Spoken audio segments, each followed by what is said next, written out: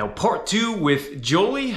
Let's do it. Well, it's funny. I watched Mel Robbins and she goes, oh, I wanted a 6-pack. And I was like, I'm going to get a 6-pack. She's like, but then I like saw what it took to get a 6-pack. And I was like, I don't want a 6-pack. Yeah, because it's like, everyone's like, oh, you show your abs, you show it. I want that. Well, do you really want that? Because your words carry vibration and you're putting this in the universe and you're saying, I want, and you're doing nothing about it. And then let's go clear what you really want.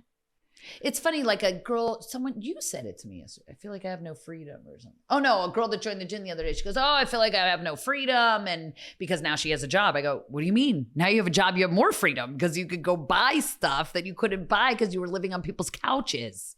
So it's like people's minds are so set up for the instant gratification. Like, oh, I have to work, I have no freedom. No. You weren't working before you had freedom to sit on a couch and pick your ass because you had nothing outside of that. Like there was nothing to do outside of that. Well, I feel like that's like the inner child in us where when we're kids, we think if we do this, we're going to get this reward. We do this, we're going to get this reward. And it's that thinking of grabbing the destination rather than the journey. Which we talked about before we started, the destination-itis. And I said, I wish everybody... Destination-itis, that is a so perfect that comes term. From the head. That comes from the question you asked me first of what's women's health, and the reason why I was like, oh God, because if you asked me 5 years ago, I would have said mental all the way. But now I know that what got me to the mental was getting the spirit part, the meditation, the surrender, having the ability to surrender and disassociate and step back, and the gift that meditation brought to my life has me. Be in the journey.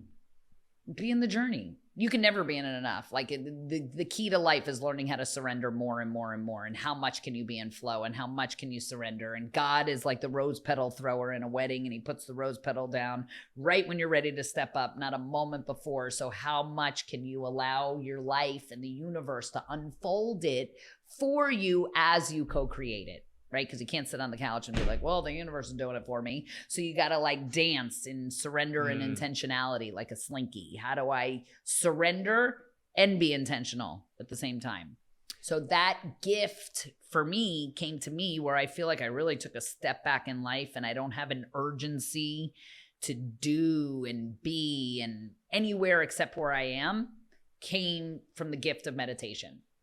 I was going to ask it because this reminded me a little bit of a couple podcasts back. We started talking about people confronting their unconscious and how that's very healthy to realign yourself with moving forward in the right direction. And when you talked about meditation, I thought about when I meditated at the gym. And meditation, I feel like it's such the definition of like less is more, where you're sitting there, you're meditating, and you're allowing your body to get out the unconscious that is just built in there and as cobwebs and hindering you from kind of moving forward in a true functional, constructive manner. And meditation, and correct me if I'm wrong in this, for me, it was just more like, I mean, doing it every single day would be perfect, and that should be, I feel like, everyone's goal, because like you said, we were talking about before, where I said, every month and a half to 3 months, I kind of take a step back and review my last couple months. You said you should be doing that every day, and that I feel like is meditation. If you are doing that every day and reflecting and just sitting there and allowing the your thoughts meditation part is the letting go. So you could reflect and you can do. So people always say, oh, do you pray? And I want to pray more, and I don't pray so much, because praying is praying to God. Meditation is sitting as God. You are source. So you're not reflecting anymore. You're done. It's a wrap. Now you give over and you just sit and you be in the cosmos of everything and nothing. You have to go from somewhere to nowhere to everywhere, from something to no thing to everything. So that takes everything and nothing of you. It's a really a separation of, and everyone's like, oh, I can't do it. I was one of them. I said I can't do it. I still say I can't do it. I still resist. I still get it. It's forever. It's chasing mastery. It's But I get like this excitement, like a little kid, like I'm going to meditate. Number one, because I know I'm sitting with God. Like I'm like sitting with him. Like I am in the presence. When I get to everything, it's like you are in the cosmos. You are in brain and heart coherence. So if your heart's not coherent, your brain's not coherent. And we live in the hormones of stress out in the world. So everybody is living by hormones of stress, lack of women's health. And then we're reacting to our environment as opposed to creating what we want to show up in our environment. So, and you mentioned, the unconscious, you were saying, is in the body. So in the beginning, I said it's a lot to understand because words are so limiting, but I said the mind gets stuck in the body from past experience. So it's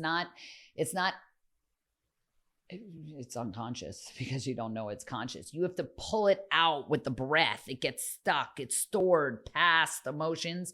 Every emotion produces chemicals, right? So those chemicals are being produced in your body. So guilt, shame, anger, all of those, you can't imagine, you don't have to know anything. You can't imagine it's not producing good chemicals in the body. And then when you get into joy and elation and gratitude and inspiration, those are producing the best feel good, oxytocin, serotonin, you're dropping, you're a pharmacy. I think there's like over 1,400 chemicals your body produces. So when you can do that, and the key for meditation, which I love how you said, is less is more, which is great because it is like less, like let it go. Less is more. And the more you can generate, I talked about this with my group coaching the other day because they say like, do you wake up and everything's rainbows? And no, I'm not a morning person. So I don't wake up like that. I can't stand when my alarm goes off. And I'll say, but to kill it all off, I have tools that I use to get into bliss right away. So I meditate right away. So I meditate right away. I am in bliss, like had an orgasm from God. It's like literally, and then I walk around the house and then my whole rest of the day is beautiful because I set my day up right. So did I wake up going, yeah, right there. You set it up from the start. Exactly. From the start, I take out what doesn't work. Like it doesn't work for me to check my cell phone, go on social media right when I wake up and like bob and weave through life like another day. No, that doesn't work. What does work for me is to not check my social media, do my meditation, honor myself, honor me, fill myself up, and then I serve the world and love my life. It's a really great, like you ask questions like, how did you know this? Or how did you get there? It's always like, what's the next best right thing? Kind of like what you're doing in your life right now. I think if I do this and then I move there and then I can do this because I really want this, right? And then it's all uncovered.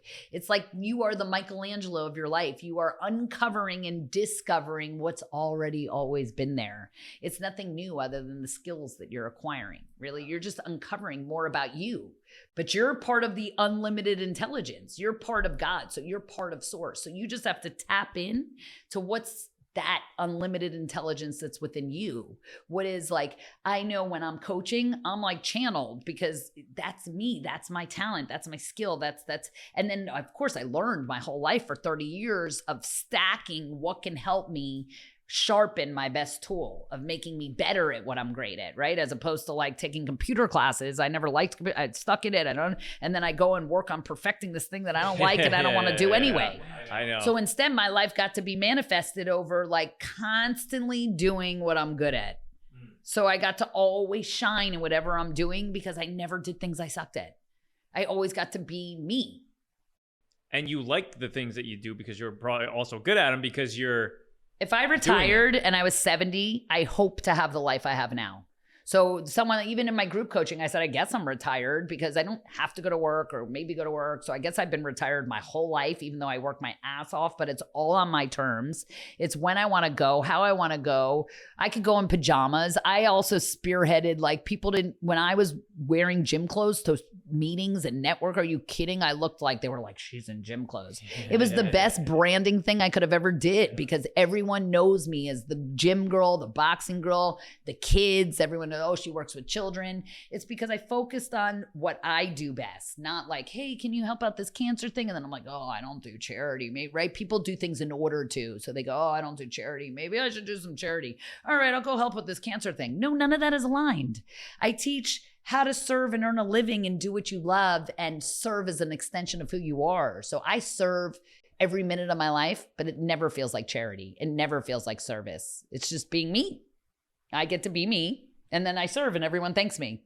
So it's so easy. It's an effortless life. That's perfect word for I it. don't have to dress up for a job. I don't have to ever act a different way, think of a line I have to say. I am so me at all times, fully self-expressed in the space, never not. Never not. And 99% of people too would, I feel like, kill to be able to say that. I feel like I 100%. really feel like that, where 99% of the people they're would kill themselves, they're making a living off of being just themselves. Like that one person you said before was like, yeah, now I'm she's not free anymore or something like that. Yeah. I mean, she's in mindset, right? And gratitude is the doorway to abundance, and mindset's everything. So you could look at that. She could look at her life like now she has no freedom, or she could look at the life like now she has all the freedom in the world, right? So everything is, when you change the way you look at things, the things you look at change. So mindset shifts are important, but people's beliefs are really strong, and beliefs are only a notion of certainty. It's not a fact. So I have to work with people on loosening up their grip on their beliefs, right? So is that true? Has there ever been an instance for you where that wasn't true? Let's think of a time that this ever happened. So I have to like shift their brain where they could go, oh, right, there was a time. And now all of a sudden a whole new world opens up over here. So that goes back to the words are very limiting, because words have us communicate, but they also put us in a box because there's so much. Well, also too, I feel like if you were to do a deep dive with that person for an hour, they would realize they've made a wrong decision in their life. Exactly like that, because when you're in that mindset, you're starting off with the mindset of that, where it's like, I'm losing. She's like an easy one for me. I could do a breakthrough in like 5 minutes. Yeah. Those are easy ones, because you just give them like a little shift and they're like, oh, okay. Now she's in every day she's in, and getting that she's in freedom.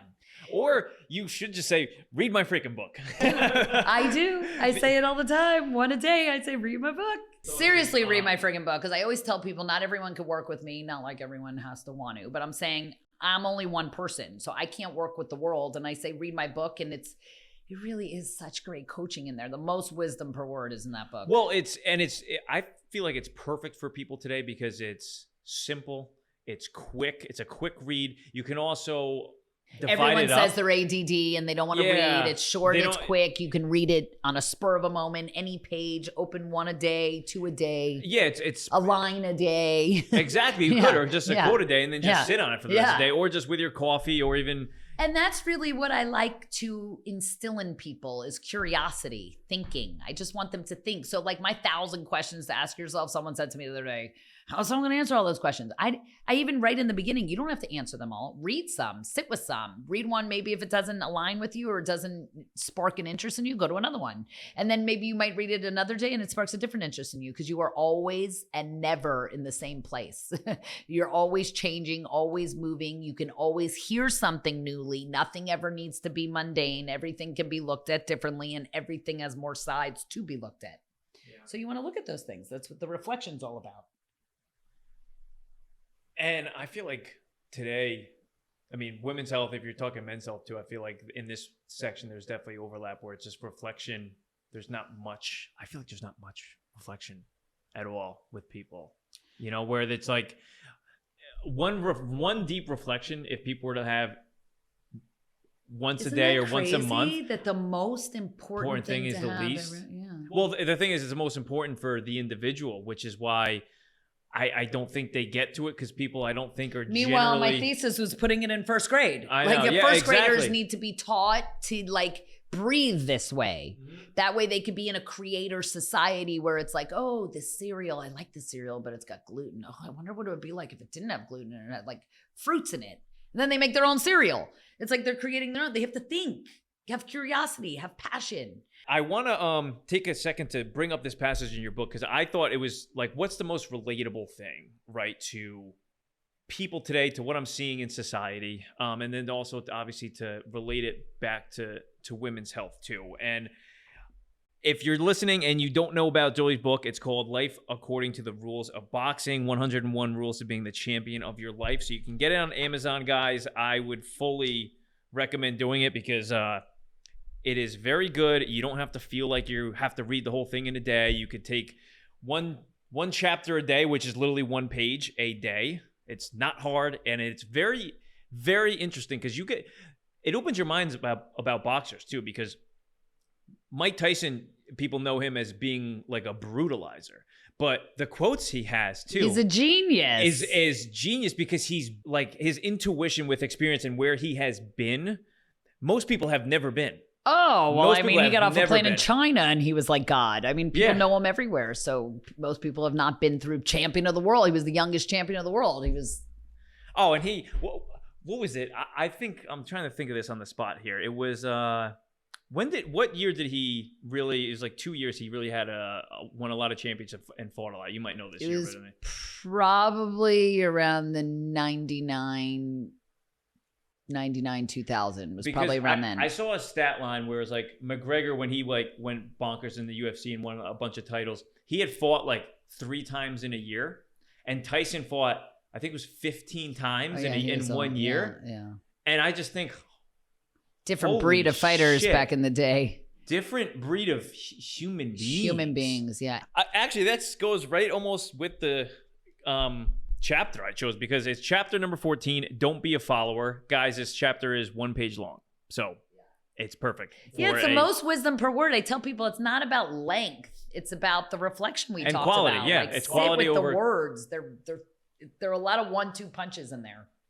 And I'm gonna read this, just a short passage, because it's short, it's perfect, and it hits a lot of spots. Chapter 14, don't be a follower.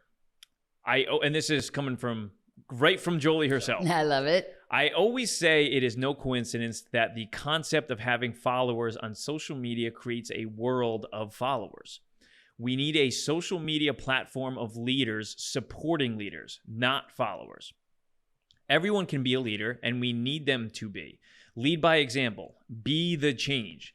I had a bumper sticker on my car when I was a teenager that said, if the people lead, the leaders will follow. It's similar to the concept of emergence, which that is so funny. I'm the author. Yeah. It's similar to the concept of emergence, which we've been talking about this whole time now, where parts of a system do together what they would not do alone. Properties or behaviors emerge only when the parts interact in a wider whole. They are all needed and are all leading. You are the creator of your life. Be fully self-expressed for who you are and your expression in the world. The difference between humans and animals is animals would never allow the dumbest of the herd to lead, which I love, because I've been getting into comparative psychology and like reading up on animals and how like they reproduce, how they fight, how they attract mates, and I love the comparison there. Do not do or be what others do or feel you should be. It is your life and your responsibility 100%.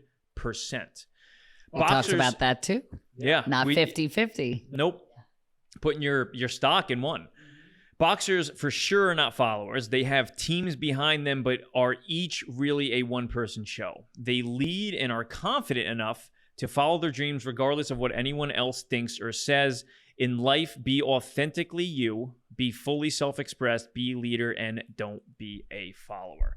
Yeah, so that was the whole chapter, exactly. So, and there's a lot to sit with in that you read of the concept of emergence. And it is kind of a coinkydink that we have this whole social media platform called followers. Like, why didn't they create it called leaders?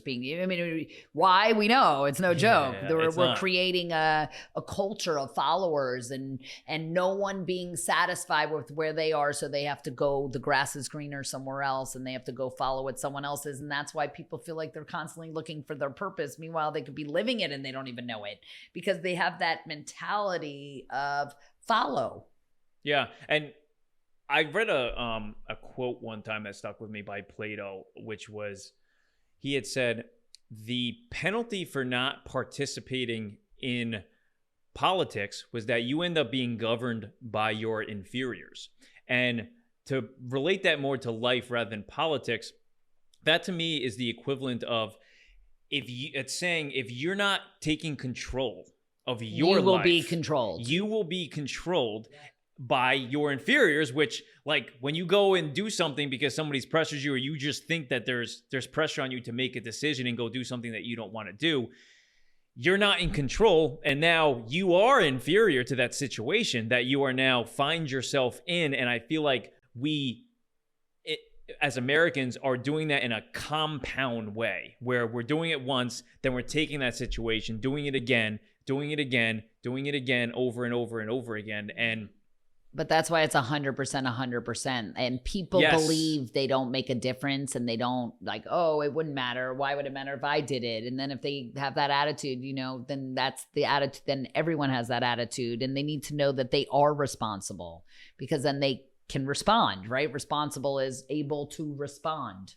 So you want to know you're responsible. You don't want to be helpless.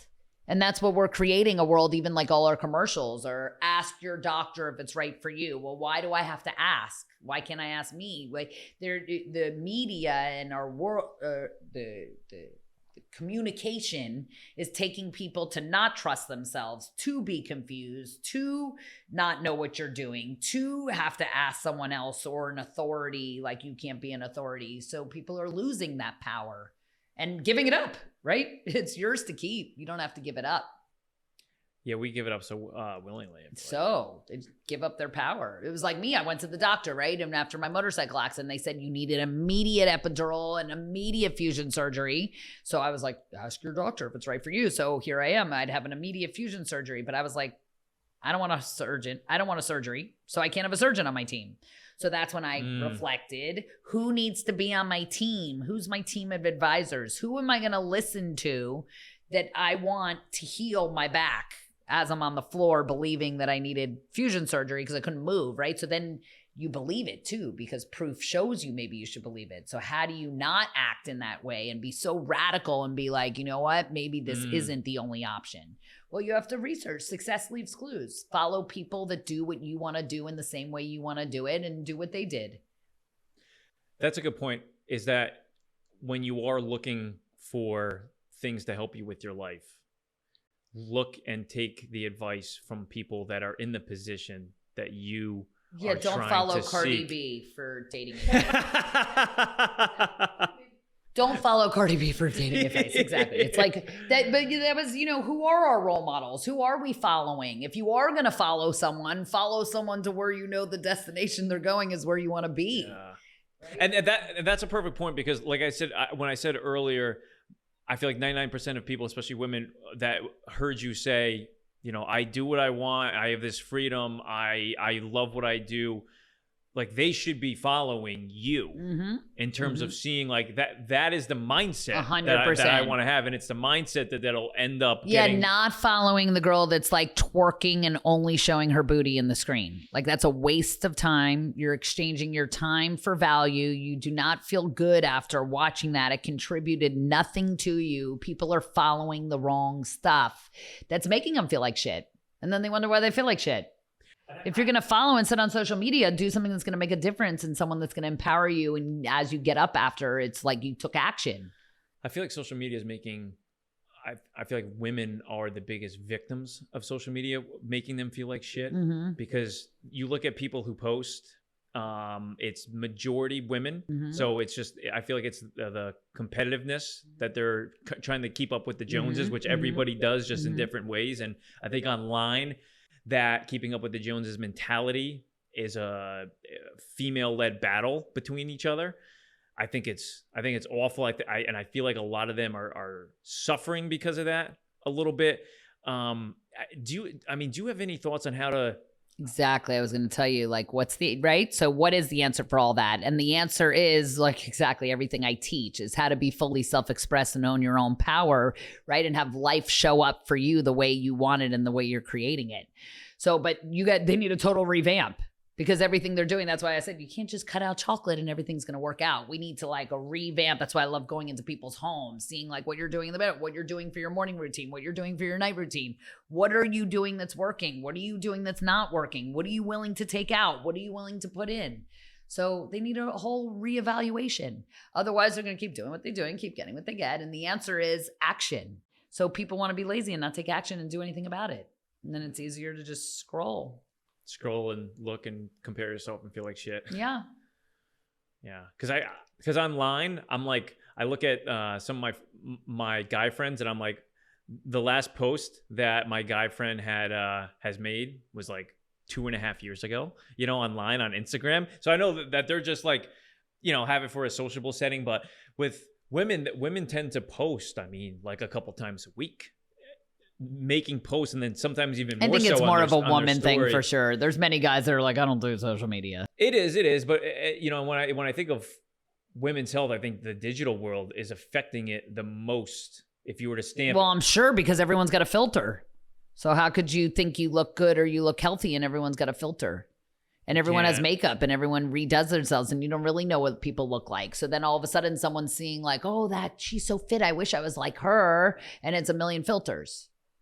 But happy is as happy does. Healthy is as healthy does. And it doesn't matter. I mean, we can easily say it doesn't matter what the Jones are doing, but ultimately, are you happy? Or do you like your life? Is it working for you? I mean, they can go and scroll and divert again. Is that the question you think they should start with? Is like, all right, if they're listening, they're like, yeah, when I go on social media, the majority of the time I feel like shit. Well, who's they?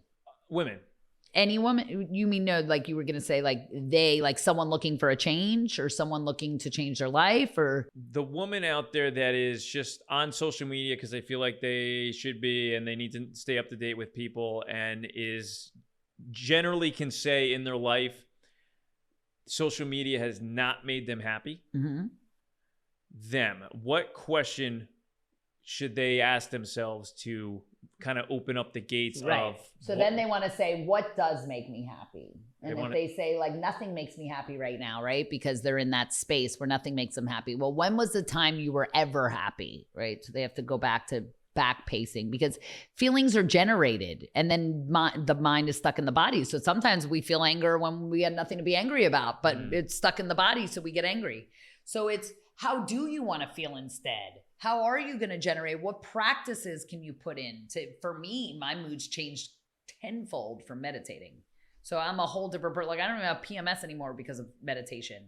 I just control my reaction to things. I don't just react so much. So they got to have tools. They got to want to do it. They got to want to make a difference. When I know something's not working, like when I woke up every day and meditated, but looked at my social media first, I knew that wasn't working. Like you with the same evaluation, like, oh, I go out and I wake up and I don't like it. So why do I keep going out?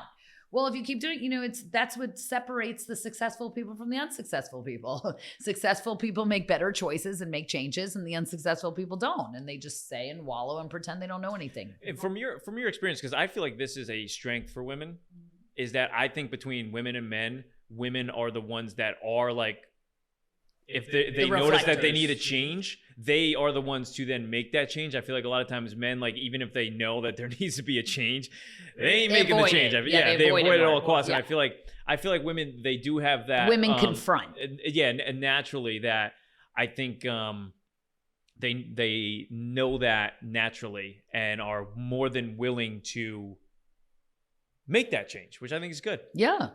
Women rock. Yeah. Women rule.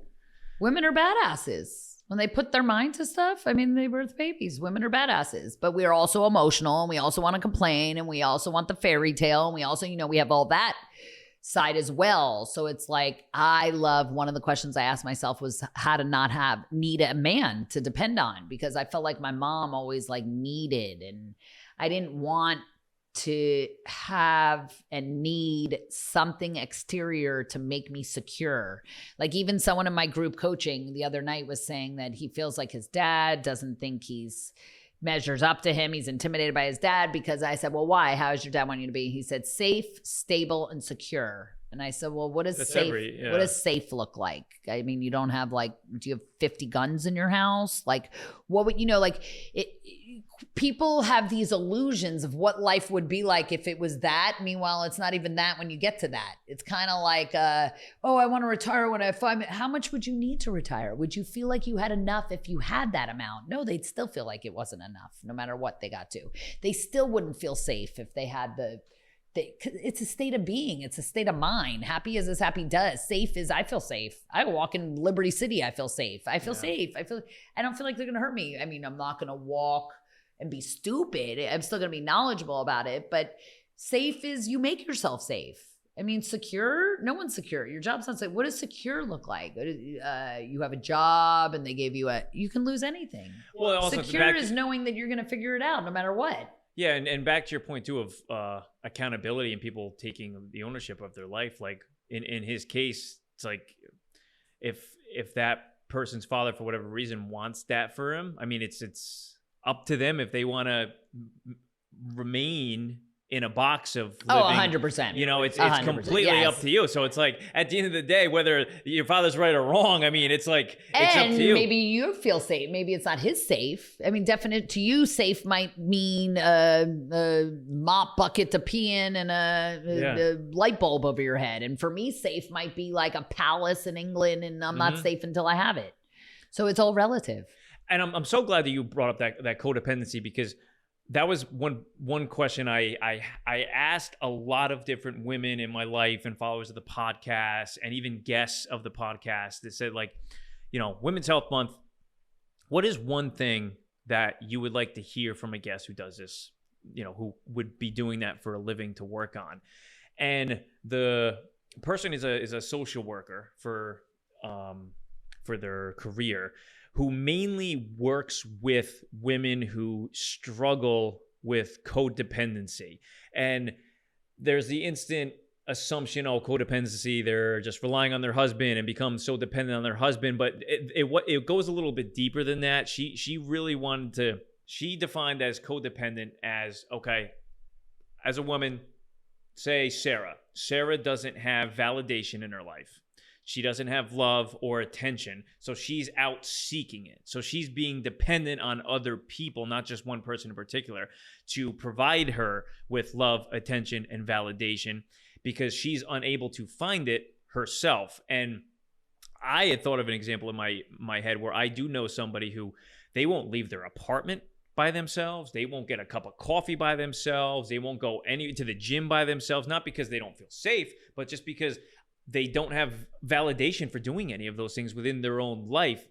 And maybe it's a self-esteem thing. And I just want to get your thoughts, because I feel like some symptoms of being codependent are a woman clearly knows either they're in a job that they absolutely hate, they're in a relationship that's just terrible for them, they know it's terrible, and they're just like, yeah, I don't really know why I don't know why.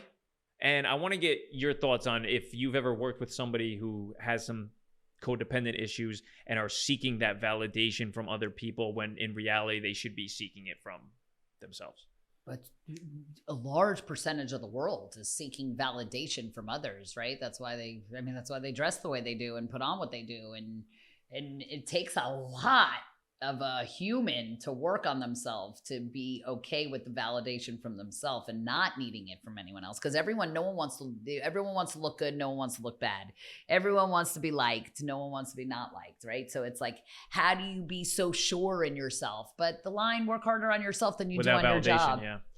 I mean, my commitment to life is work harder on myself than anything else. All I do is work on myself. So if I think I have like a job would be hard, I work harder on myself. If something's not working for me, I get a tool, I do a workshop, I do a retreat, I do something to evolve that part of me to work. But codependency comes from, like, you know, our brainwashing. Like, oh, you get married, you have a kid, the fairy tale, the Disney World, the Cinderella, oh, you need this, oh, you have a man to provide, or all the stories that are given to you. And then you're like, oh, and you're comparing it to I could actually have a story that wasn't given to me. Like you said, the kid doesn't have to be in that box. You make up your own story.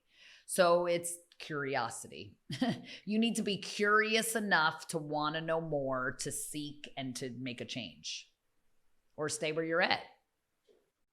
But that's what the value of a coach is so important, because people do have they do need validation. They do need these things, and they only see what they see. So they need someone to take from what's in their blind spot to bring it up to the front, to show them that, like, this isn't working. See this behavior that you're doing? When you do this, this happens. What did you make that mean? What does that mean for you? How does that make you feel? All of that. And they start to get it. Oh, I don't like that. Oh, I'm not going to do that. Then baby steps, one foot in front of the other.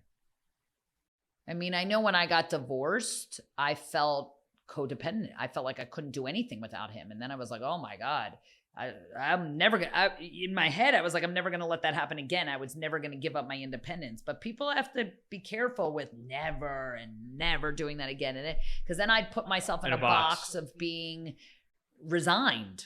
Well, what when you had said, you know, you went through a divorce and you felt codependent, was there anything that you could say would be the best transformational from to where you are now? Oh, from that, I did from Landmark. That spot?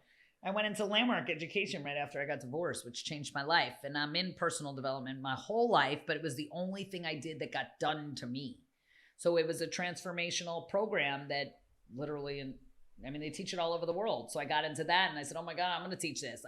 So much transformation came out of it for me. Like I made up with my mom after not talking to her for 16 years. And 16 years. Holy I ran shit. away, didn't talk to her my whole adult life. And she ended up dying on my birthday. And it ended up being the most beautiful thing. So that's why I say, if everyone can just work on themselves harder than anything else in the world, even death is beautiful.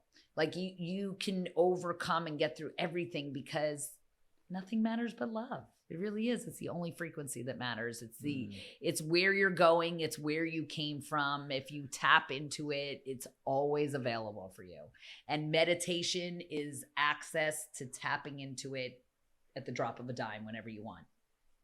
So like you say to me, and even my staff says to me, oh, they're not as great as you think they are. They're just great in front of you. But I generate that for someone because I come from love and I'm going to see love and I'm going to bring out the love in them. And then that's how that magic space happens because then they're coming from love and then I'm coming for love and I move out of the way. I don't get offended. If you say to me, oh, you put whatever you want to say to me, I'm not going to take offense to it because it's your opinion. Now I can evaluate and reflect and be like, what did he mean by that? Should I listen to what he said? Was it valid? Am I going to do something about it? Right? I can accept or receive whatever comes in. I don't have to just receive it all. I like to tell people, like, don't believe all your thoughts. Like, not all of it's true. So slow down enough to accept what you want in your head. There's never, ever, ever a reason to have a disempowering thought in your head. Ever. So then you would say to me, oh, do you ever have disempowering thoughts in your head? Yeah. I go like, oh, I'm fat. Oh, I'm no, I believe sometimes I think I'm fat. Sometimes I think I'm fat. Yeah. I still am a human, right? So I'm still a human. I'll go, oh, I'm fat. And then I'm like, Jolie, you're not fat. And then it's like, what works for me? What motivates me? Oh, well, probably if I never thought I was fat, I'd keep eating the chocolate. So thank God I think I'm fat sometimes. So I don't yo-yo too much. My yo-yoing in my life, I never go more than 3 pounds under or over because I think I'm fat when I gain 2 pounds. If I didn't think I was fat, I'd keep putting on weight. So you got to set a barrier for yourself. Yeah. But I think I rock and I think I'm great. And I really lay my head down at the pillow at night knowing that I consciously think of what I'm saying, what I'm doing, how I'm replying, how I'm reacting from my heart, doing what I feel is right, not because someone else said it, but because it is for me. No, that's a good point. Yeah. It is. Yeah. It is. And with your book too, I would be honored and love if you signed it. If I can. I can't believe I didn't sign it. I don't believe you. No. Where'd you get it? I've got it from the gym. And I didn't sign it when you came? No, I think I probably bought it when you weren't there. That's or something. Hilarious. Oh, well, soon I'll have a next. Yes. My next one will be out in the next month. And you're smiling. You must be writing me a good note. I'm excited. Here you go, sir. I like the pen. Jolie. It was a very nice pen. You're welcome. Thank you. Very nice book. Amazing podcast. Mike Tyson wrote the back. Yes. He said, if anyone, no one better to have in your corner than me. Oh, I believe that. Holy shit. I believe that. Thanks for coming on, Jolie. Thank you. I had a great time. That was great. And guys, if you're listening, find her on Instagram. She has an amazing Instagram where she gives some just great overall life perspective. So Jolie follow Glassman. on Instagram. Look out for the next book. And hopefully we'll link up again down the road, Jolie. We are going to link up down the road plenty. I'm going to keep my eye on you and watch your heroism unfold. Yes. I can't wait. Yes. I would love that. Looking forward to it, Jolie. And I will see you then. Yes. Awesome. Bye.